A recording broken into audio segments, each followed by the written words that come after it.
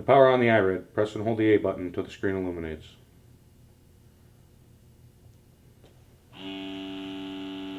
It will do a system check and then start the warm-up process.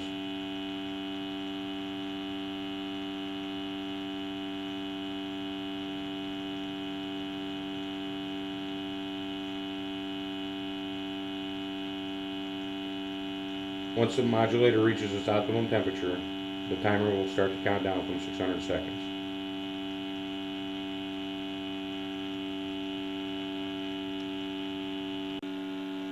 Once the IRED is warmed up, it will arrive at its work display and give you three options: off, start a sample, or the menu option. We are going to start a sample, so we're just going to press our B button once and release.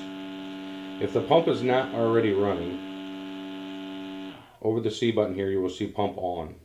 We want to turn the pump on to pull fresh air through the instrument. So we're going to press our C button to turn it on, and it's going to say apply clean air.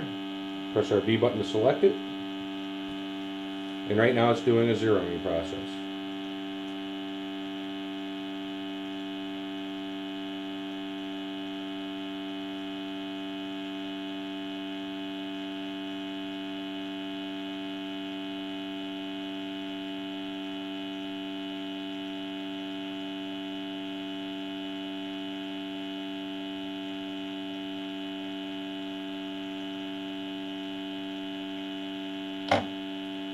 And now it just dropped the methane cell in the light path.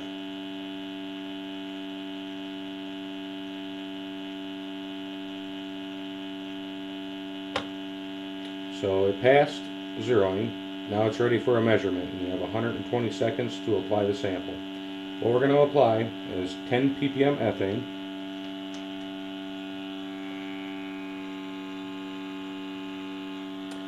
and we're going to press our B button to start the sample.